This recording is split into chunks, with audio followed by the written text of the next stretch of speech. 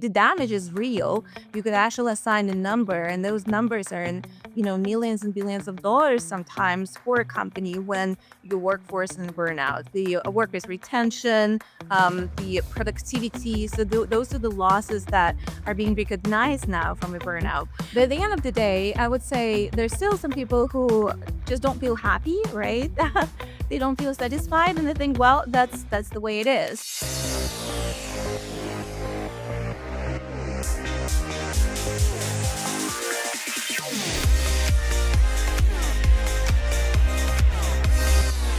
Way. That's a very great color for your Thank complexion. you. I'm trying to wear Thank more you. colors, and I love this time of year because I feel like this is my season. But I'm used to wearing black, so I don't know. Yeah, black is an invisibility cloak. That's what it Yes. is. I think you're right. And it might be because I worked in the theater, and so it's part of the costume or the uniform, but Right. yeah, I do love color, so I love Yeah. seeing color on people and seeing what matches and Yeah. brings out their complexion. Well, if you're interested in that, I actually did this for myself a few years ago. You could actually find someone who would find a palette for you, so colors that would work for you. And it's a combination of your eye color, your skin color, and your hair color that they look at, and then they'll do the entire palette of all the different colors that are exactly for you. Basically, brings up your essence instead of showing up the a clothes, it will actually bring out your essence. So it's a very interesting work Oh. and definitely a lot of benefits that come out of that. So you'll never question again whether it's a good color or bad color for you. Oh, I love that. I've always it's one of those, sessions, I've seen them and seen glimpses online, but I've always been curious about that. I would love to try that. That's Yeah. great advice. Thank you for sharing that. It actually it's an unintended segue, but it actually makes me think about burnout and overwhelm when it comes to making decisions, and we're gonna talk Hmm. all about that and more, I'm sure, in our session here today, Victoria. Before we get into burnout and having to be responsible for decision making and being responsible for a team or just yourself, share a little bit about your background and your journey where you are today, which brought you here today. Yes. So I started my career journey as a psychologist. So out of high school, I really wanted to go into psychology. And so I got all these degrees. I got my bachelor in psychology, my master's, and I went and I did my PhD in psychology. And then I started working as a psychologist. I was actually in counseling. And by the end of the first year, I realized that might not be my dream job. And I said, "Well, I made a mistake. I followed my passion. It was a passion of mine. I followed it, but it didn't work out. I really did not enjoy it." So I pivoted into a corporate career. I looked at my psychology background and I was thinking where it could apply in the corporate world. And I kind of zeroed in on marketing and built my entire career in marketing. The problem was that about 3 years into my, marketing, journey, I experienced the same symptoms. I said, "Oh, I made another mistake. I thought I, did not like psychology. I followed my marketing passion, and, I'm still kind of in a burnout, state." Well, I did not know that it was a burnout. So that's what the whole point, that after several of those iterations, I figured out that might not be, a job or a company or an industry or whether it's a passion or not passion. It's really a lot of it is kind of my internal relations with the world and how I react to what's going on outside of me, right? So that's how I came into this whole area of what does actually mean to be in a burnout. How do we prevent the burnout? And I really wanted to share this with other leaders and other executives and so that we could build, for ourselves and for our teams, we could build the environment where we could really feel fulfilled and productive and motivated and harmonious overall. I love that. And I love, Victoria, that you're creating an awareness around burnout because, at least from my point of view, it feels a little taboo to admit that you're burnt out. And perhaps some of us feel this, but as leaders, we might feel we can't share when we're tired, when we're exhausted, because it doesn't demonstrate the strength and resilience that is aligned or the idea of a leader in most of our minds. And I know that I'm generalizing and making some assumptions, but from at least my point of view and my experience, that's been some of the challenges, even admitting it. So, what are some of the signs that we should look for in ourselves or maybe in those that we're responsible for caring for to indicate that we might be on the verge of burnout or we are already in it and we need to take some course correcting actions? Yeah, so I was in the same boat, so to speak, when I did not know much about burnout. I just felt really tired, unmotivated, and I thought, well, I really cannot take one more day of this. I really need to make some dramatic changes. So that those are some of the signs. And later on, I figured out that it was a burnout. So I started looking for resources to help me with that. I think nowadays we have a much greater awareness of a burnout as a phenomena, and it's on the individual level and the company level as well. There's so much research that's been done recently when they actually quantified what it means when your people are in burnout. So the damage is real. You could actually assign a number, and those numbers are in millions and billions of dollars sometimes for a company when your workforce is in burnout. So it really hits on the motivational level, the workers' retention, the productivity. So those are the losses that are being recognized now from a burnout. So there is a little bit more awareness, not a little bit, a lot more awareness. And there are more programs that the companies are putting together now to prevent that and help people to manage this condition. But at the end of the day, I would say there's still some people who just don't feel happy, right? They don't feel satisfied, and they think, well, that's the way it is. And sometimes, that's that. But sometimes, you really want to watch out for those persistent signs. So what burnout is really chronic stress reaction. So we all more or less know how we react to stress. If that continues over several weeks, several months, and you're feeling the symptoms, that's probably you're nearing that burnout state. And it's quite individual, right? Some of those stress reactions are quite individual. Some people, for example, would lose sleep, and some people would sleep too much, right? So some people will lose appetite, and some people would experience some cravings and for kind of a fatty and sweet food and what have you. So we should know what our reactions are, and that's how we recognize that. But from a psychological point of view, it's usually exhaustion. That's the red thread. That I'm exhausted to the point where I really cannot get enough rest, right? So no matter how many vacation days I take, no matter how many hours I sleep at night, I feel I feel tired, I feel exhausted. Um, Motivation really kind of suffers, that I don't feel motivated, and I'm quite skeptical about everything. So things that used to take a few minutes now could be dragged on for a couple of weeks, right? So that really speaks to motivation.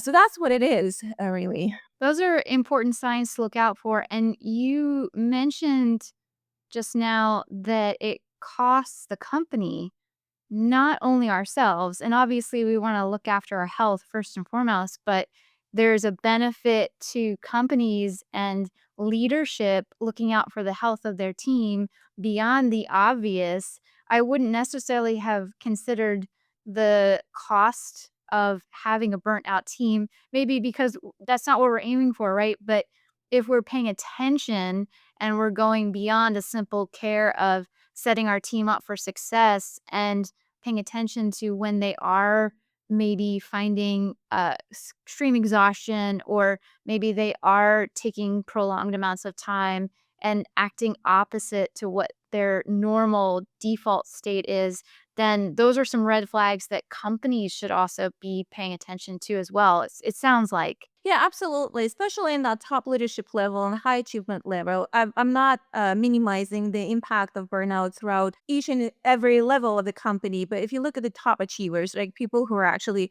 big contributors in terms of the value of the company, really, gave them a lot of responsibility to run the company. And those people tend to burn out as well because of that, elevated stress level, because of that elevated level of demands on them. So if you think about those, right? So those when you're in deep burnout, the especially if you're kind of coming into that desperate kind of situation, as I was with my psychology counseling, like I cannot take one more day of that.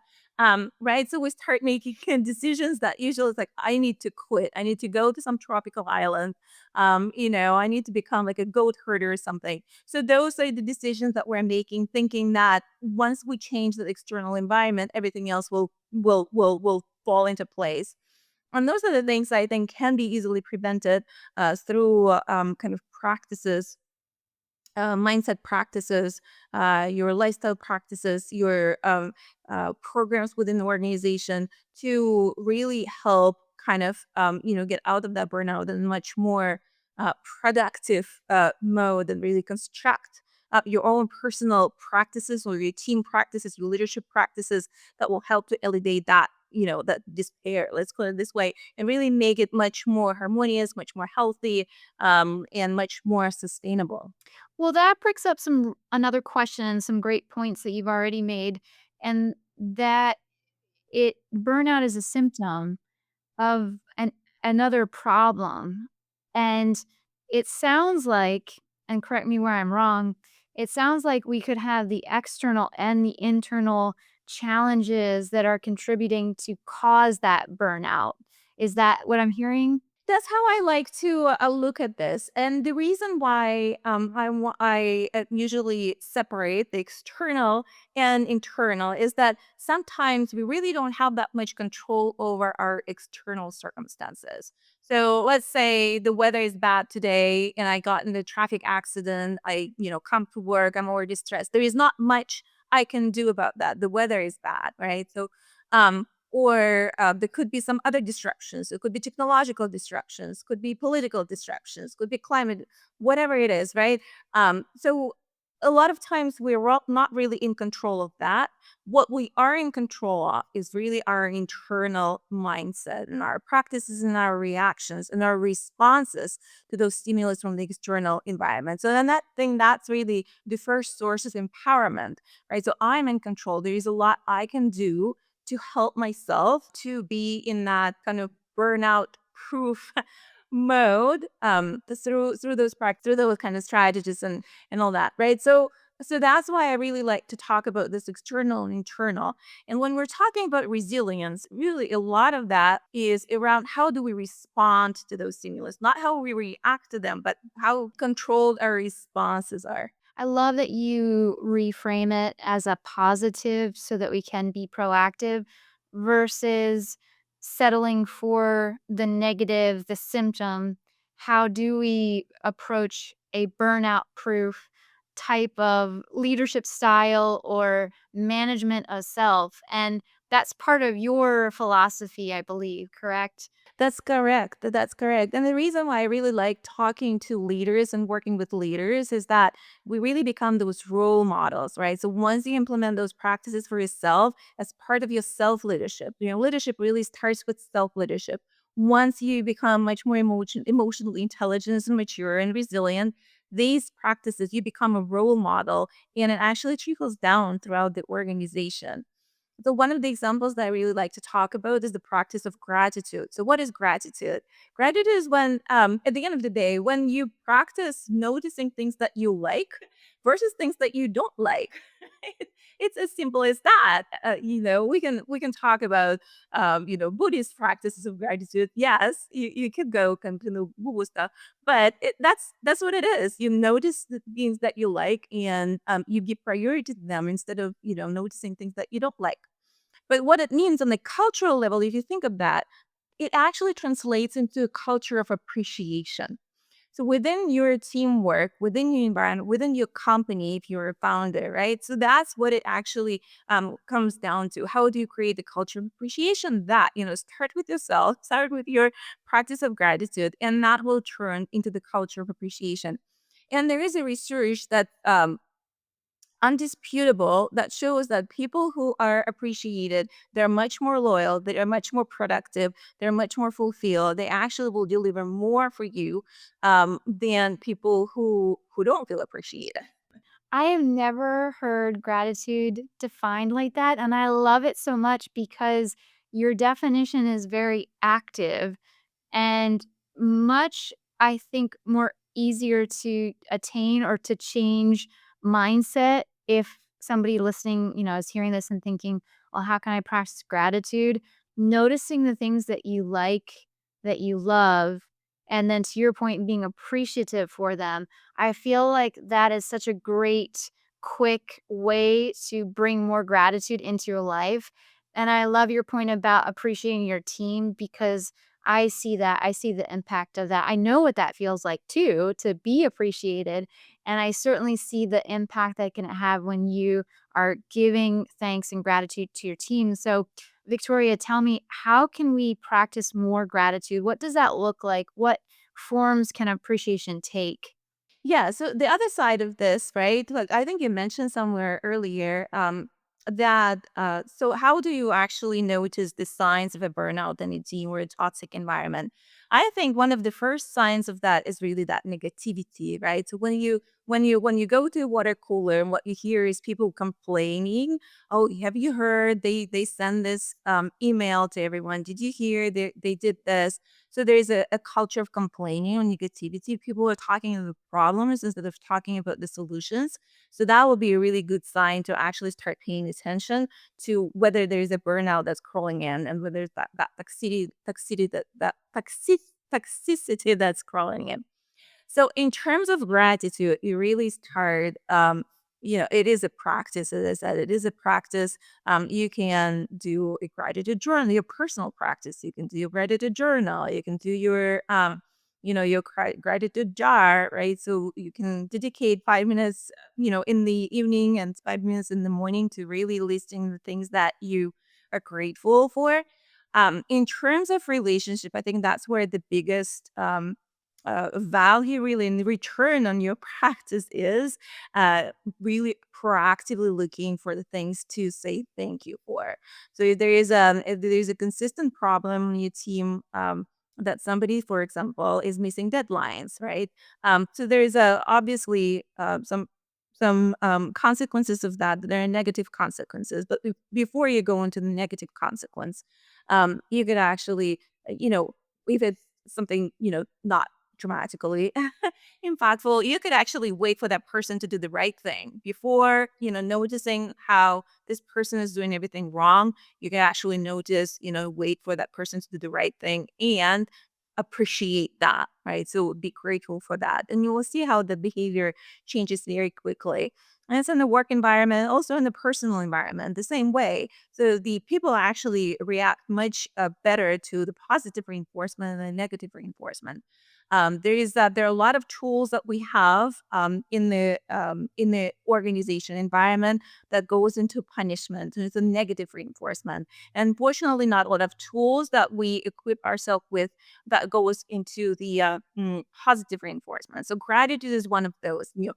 Proactively looking for ways to appreciate your team members, or maybe it's that the spreadsheet that that you finally gave me is like particularly accurate, or this is a nice nice design, right? So whatever it is, you're actually proactively looking for ways, however small, to show that appreciation and show that gratitude. It sounds like you're definitely leveraging your background in psychology. And even though that career path was not meant for you, you're still using all the great knowledge to develop this framework. Tell me, when you were building out the burnout proof leadership approach, did you pull on any of your education from the past or anything that you had learned along the way to then start applying it in the workplace?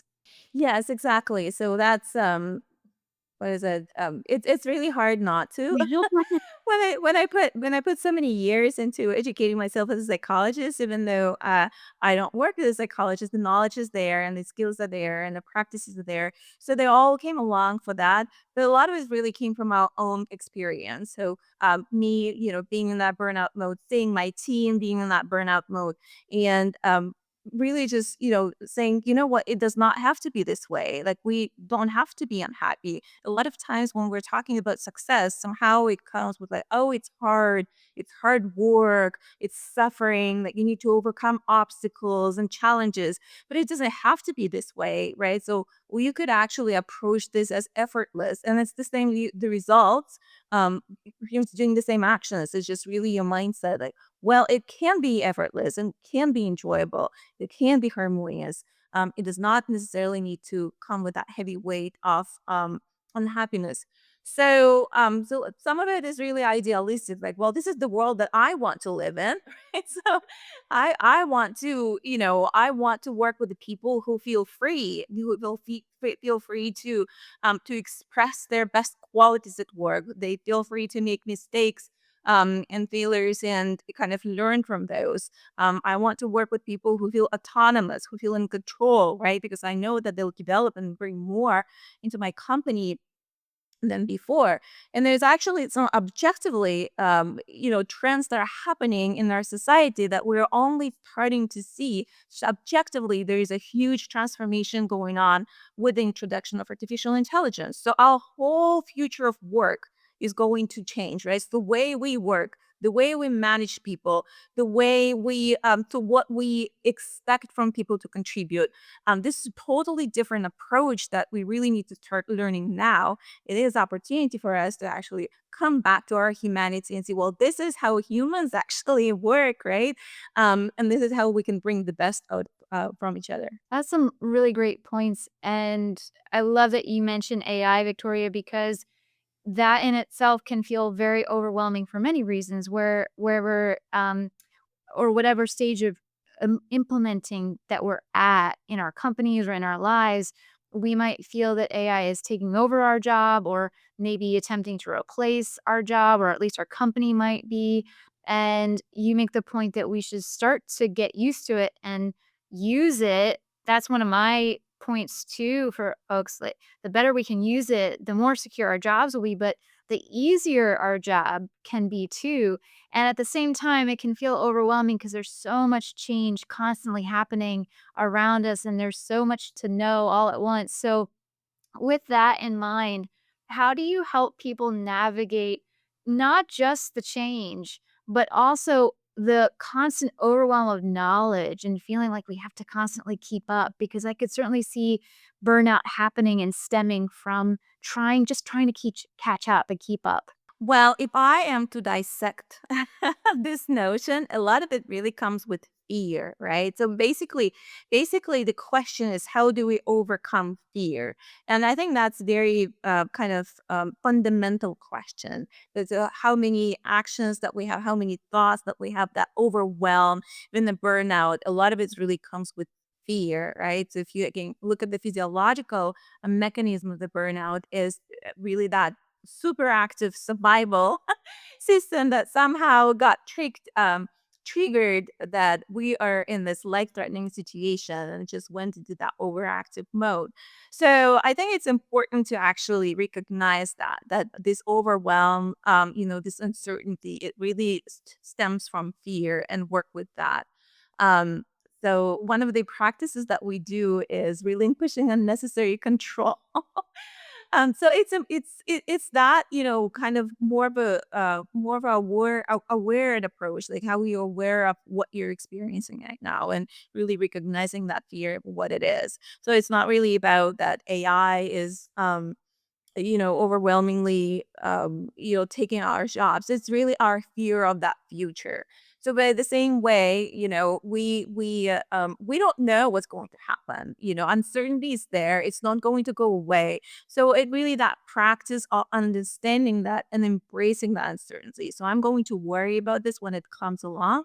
And understanding that 99% of our fears are really never realizing. So It is a practice, yes. I keep saying the same thing, that it is a practice. There are ways to recognize that. So in that overwhelm, in that frustration, it's important to take step back, to take a deep breath, to calm down your survival, your survival nervous system, and kind of make a decision out of that out of that state rather than out of the overwhelmed, frustrated, and fearful state. Tell us more about that because those practical tips that you just mentioned, where we can take a step back, maybe we need to breathe. I love breath work coming from the theater. I know how important that is.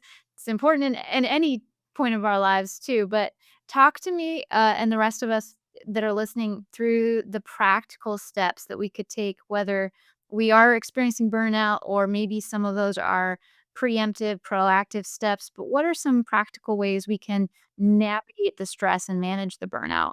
Yeah, so what helps me too, when I talk about kind of burnout prevention and burnout management, what it helps is to kind of talk about two different levels of that. So the first level is that stress management, and it really doesn't matter whether you identify yourself as a burnout or approaching burnout. In our day and age, each and every person has to have a toolbox of stress management tools. Stress, nobody cancels stress. We're going to experience that. It could, turn to chronic stress reaction, but even in just stressful mode, you want to be able to manage that. And what helps me is to really look at it as a language. That survival system that I was talking about, that survival mechanism, it's a pre-verbal system that we developed evolutionary, right? So what it means is that you cannot tell yourself, "Oh, just calm down." Whoa, just relax. So it doesn't work that way because that system just doesn't understand that. So what it understands is a different language. So it's almost like, learning a new language. How will you talk to your survival system?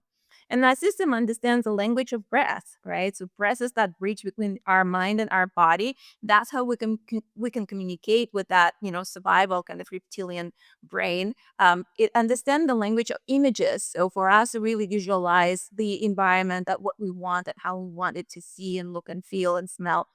So it understand that, right? And understand the language of action, actually, your muscular response. So when you go for a brisk walk or you do stretching exercises or you clench and relax your muscles. So that sends the signal to that preverbal system and saying it's like, oh, okay, the danger has passed. So I saw the danger and I made a decision to go away or to fight.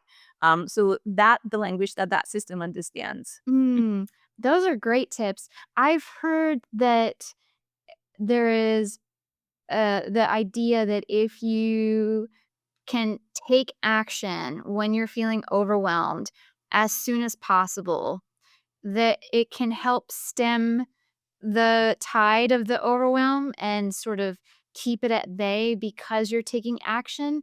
And I've tried that for myself, but I'm curious, is that a little bit about what you're talking about? Does that work for most people to be active? And maybe it's not necessarily doing work, but maybe it's moving our bodies or stretching, something as small as stretching. Yeah. Running. So from that first aid point of view, right? From that first aid, burnout aid point of view, it's really about moving, like physically moving our muscles. So the decisions that you're talking about when you're overwhelmed, right? So much more complex decisions, and I would actually advise to calm down first.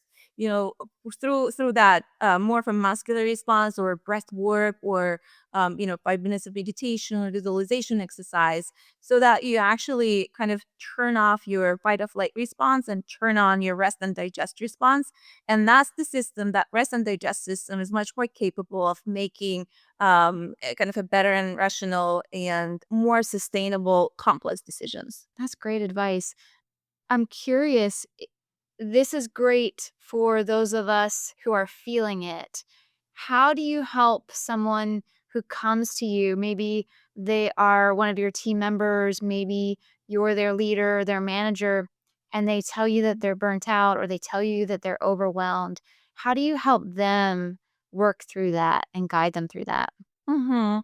I think the just educational component of that is very important. So, if the company and most companies, especially larger companies, they do have those programs now where you could go and actually learn about the condition and learn the stress management tools. So, I think that's a really good first step in that. So, I would recommend doing something like that.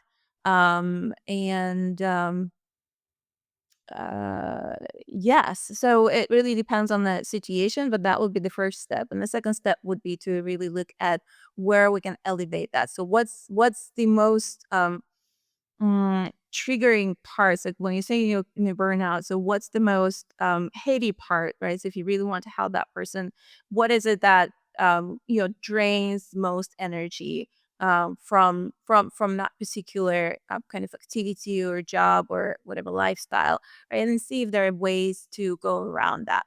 So a lot of times, like if you really and I work with great leaders who are actually really invested into the growth and development of their team members. It's a very interesting work, right? So how you support your employees and your team members, and how you help them to figure out what is it that brings growth to them.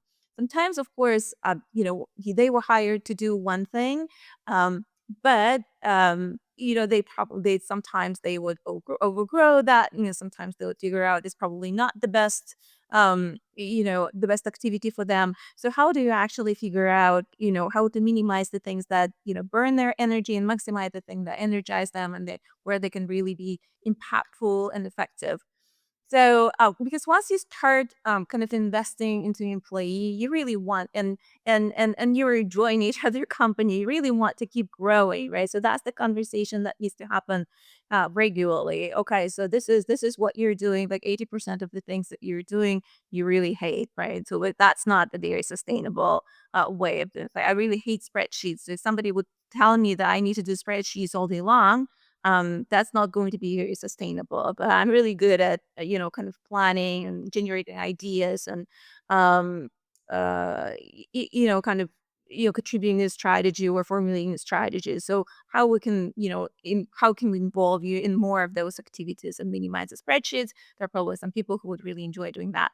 So this is the work that needs to be done, from a leadership perspective, from a management point, from an executive point of view. That needs to be done, and that leader and that executive really wants to be you're looking for those who actually want to be doing that. And what I'm saying is that as we're going forward, as we're changing the nature of work, this is actually what's going to be very important in leaders. Like you won't be able to be a manager and executive and a leader if you're not doing that work. Mm, it sounds like alignment, which is a word that I share a lot, that I hear other people talk about. It sounds like that word is so important, even in this element where we need to make sure that everybody's aligned on work, that expectations are clear, that responsibilities are clear. And perhaps from what you're saying, if we as leaders are really offering clarity for our team members on what their role is, if they're growing into a role, what that looks like, so that they have a little bit more of a visual and better understanding of what to expect. And I'm curious if that would perhaps get ahead of potential burnout and stress if they had a better, clearer picture of that growth. What do you think? Well, the responsibility is on both sides, actually. That's what I want to people to hear. Yeah. So it's not a parent-child relationship. So it's an adult-to-adult relationship in a sense, right? So the responsibility of a leader to really have that attitude and to provide, the goals and the structure within which the employee can deliver.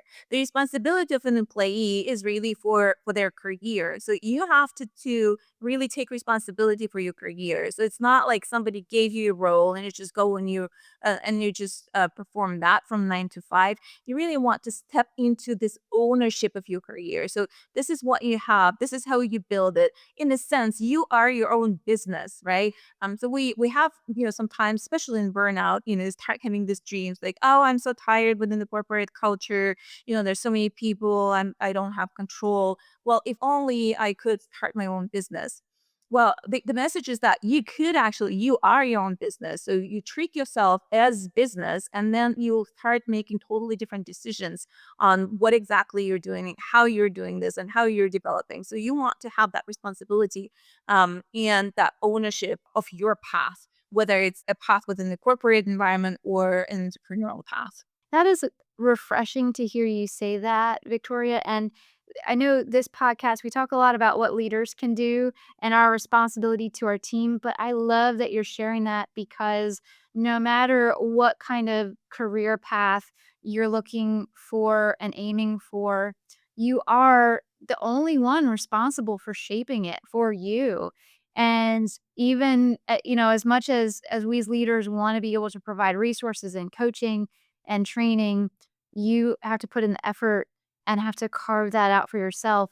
And so I love that you share that because I often see that, and I've heard that reasoning, well, it's I'm so tired because of the work and I don't have time to put into learning or additional training. And I know firsthand how beneficial it can be when you put in that extra effort. So, how do you set yourself up for a better career path, or how do you navigate that when you do feel like perhaps you just don't have the time? How do you make the time for that? Well, so two things I want to mention. So first of all, time is elastic. It's a great quality of time. It's amazing. And when somebody says that I don't have time, what it really means that I have not prioritized that yet. So once you start, even on the worst level for yourself, once you start switching this, when you say I don't have time, switch that phrase into, well, I have not prioritized that yet. Right. So and the total and the total state is really changing, right? So that's how you shift perspective. So it means that I prioritize other things, right? So for me, those other things were more important. So that's what it means, really. That's one thing. The other thing is that it's very important to distinguish between management, being a manager, and being a leader. So management is that place in the hierarchy. Leader does not really mean that you have your subordinates. That leadership is really could be a leadership for your own career. So leadership for your own happiness, leadership for your own path in life. So the life that you create for yourself, right? So that's leadership.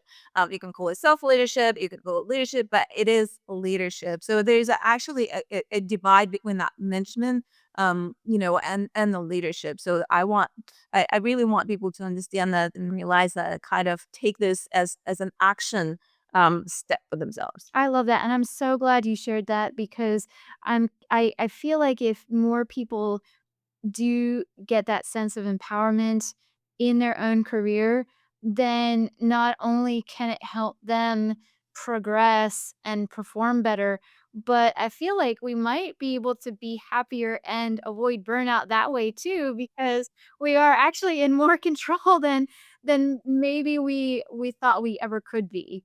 What do you think? Right, exactly. And it also gives you an opportunity to actually decide for yourself what it means to be happy, what it means to become more harmonious. And we kind of just take one measurement stick and we apply it to everyone. So if you're not a CEO, then you're not a leader and you're not successful. But it's not the case. A lot of people are, can call themselves successful and can be harmonious by the way they define for themselves, right? So each of us is really unique, multi-dimensional, multi passionate individual, right? So that we shouldn't use the same measurement stick. It doesn't mean that you lower your expectations, you lower your goals. No, but you set those goals for yourself. So you learn about yourself, right? So what means for you, what's important for you, and you design your life that way. I love that. That's really great advice. I hope people listening can take that advice and run with it, Victoria, because I feel like that's one of the keys to unlocking a healthier, happier career and work environment for you, but I also feel like that would extend to the people around you as well, because if you're happier, then your team, your colleagues, even those that might be above you managing you, I feel like they would be happier too. And is there a correlation to that? Well, this is the miracle of it, right? So people around you start mirroring your behavior. So lo and behold, you're actually surrounded by people that you really want to be. That's one thing, and when we're talking about becoming a role model, right? So I actually have some of my clients reporting to one of the clients that I have. She was in the consulting, and as you know, it's a very demanding job, and she was really on the top of that, and she was in the burnout, and then she made all those changes that we were talking about. So she actually had people who were kind of like entry level analysts at some point come to her and they say, well, if not for you, I would have quit this job a long time ago. But I'm looking at you and I'm seeing how you can really construct it for yourself and be happy and be harmonious and be successful. And I want to do the same, right? So there's actually a lot of power in that as well. I can hear that and I can understand that, and I've witnessed that in other people. So I love hearing that it is contagious, and your own, maybe it's satisfaction, fulfillment with yourself and with your work life can extend to others. And that said, it makes me curious too. What's the connection between your personal life and your work life? Because hopefully we're showing up in our work life like we are in personal, but that also means that the lines can be blurred between what's happening with us personally and what's happening with us professionally. So, is there any advice that you might give for those that might be feeling overwhelmed and it's actually happening outside of work? And we're trying to Mhm. navigate that while we're also trying to have happiness in the career aspect too. Right. So what I would say is that I really don't like talking about work-life balance. I really like talking about work-life harmony. And the reason I like to talk about this is that it's not a dichotomy. It's not like, oh, work is here, life is here, and it's kind of, if you increase here, the decrease is here, right? So it's kind of, win-loss kind of situation. But a harmony, and now it's also important to understand that there is more to life than work and life. There are actually all these different components that come together for us to feel flourishing, right? So your purpose is, well, the sense of purpose. You want your work to be meaningful. Your financial stability, you want to have that. That's important. Your relationship with your colleagues, with loved ones, with your community, that's important as well. Vitality, your health is important. So all these elements come together for us to really feel that, sense of flourishing. So and when you know that there are all these elements that are coming together, again, from the design point of view, how you design for yourself the life that you want, then you play with those elements. And sometimes, you work like even on a daily basis, there is a huge deadline coming up. So you kind of increase your time there, and because that's how that's where you can bring the most value, right? And the next day you can relax and step back and knowing that your value is not going anywhere, right? So you want to play more in the relationship, spend time with your family, with your loved ones, and so on and so forth. So but important to understand that that's where, like, we're really that multi sided.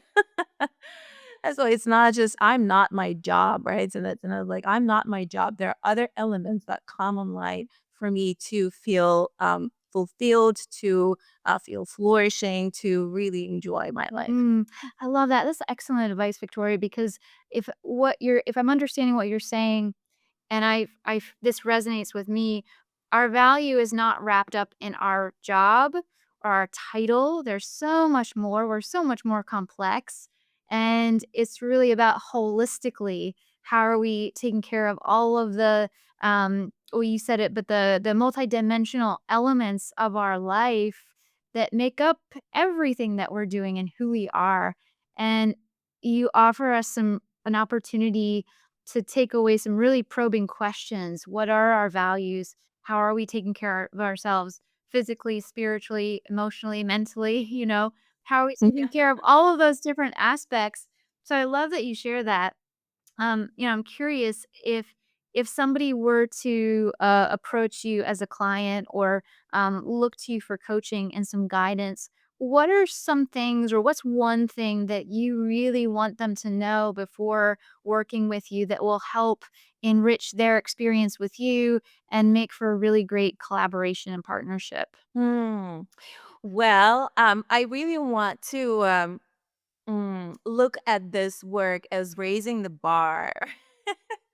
So let's raise the bar of what it should be. What's the a baseline should be. It's not that, oh, I'm really unhappy. I want to be a little bit happier. So the bar is that I'm at my best, right? In all areas of life, I feel vibrant. The colors outside are so bright. I feel motivated. I feel excited. I feel ecstatic. I feel fulfilled. So that should be the starting point. Right?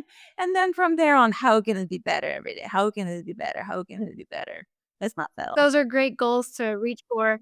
And if we're in a position of leadership and we do care for and are responsible for people, or maybe we're part of a team that is establishing a better, healthier work environment, what are some things that companies might be able to do to help create a better place for folks to recognize burnout, approach it in a healthier way, or approach work in a healthier way, I should really say, and find ways to manage and mitigate that stress?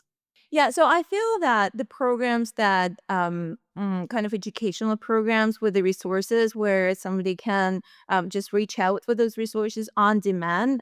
Some companies have actually mental health professionals on demand as well. So those programs are a big help, and basically, getting those resources to the employees. That's a really good first step because it doesn't really require a lot of kind of changes in your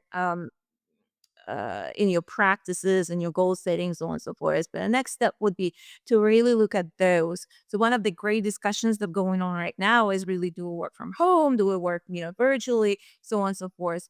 So those really who require, going to work. If you look at that, a lot of it is really, really driven by control. A lot of it is really driven by control more than anything else. And that this can be mitigated by designing the right processes where you could have a really good combination of autonomy and control within the company. So that will be very helpful for that more sustainable kind of environment. Very practical tips. I appreciate that. And I hope other people can give that some thought and how they might build environments around those or incorporate those into their current work environments. So, Victoria, you help so many people. And I'm sure there are folks that are listening who might be curious and want to connect with you and reach out, potentially work with you too. How would you like them to reach you and how can they find you online? Yeah, so the best way is really to find me on LinkedIn, Victoria Mensch. You can look me up, and there's a way um, to connect with me directly, and to schedule time. I'm happy to talk about these topics. And the corporate programs that we are building, they are at Silicon Valley Executive Academy. It's svexecutive.academy, so you can look it up as well. And I'm very happy to continue this discussion with anyone who listens, and so that we can really create a much more sustainable and more harmonious work environment. I love that, Victoria. I love the work that you're doing, and I hope that people will reach out and connect with you. I'm so blessed and honored that you connected with me. So, thank you so much for being a guest here on the podcast. It's been a pleasure. I know we're going to have more conversations with folks who are listening online. So, if anyone's listening and you want to reach out to Victoria, please click the links below and you can follow her and hear what she has to say and include yourself in this conversation too. We'd love to hear your thoughts. Victoria, thank you again so much for being a guest. And for those listening, thank you for tuning in. We'll catch you on the next episode.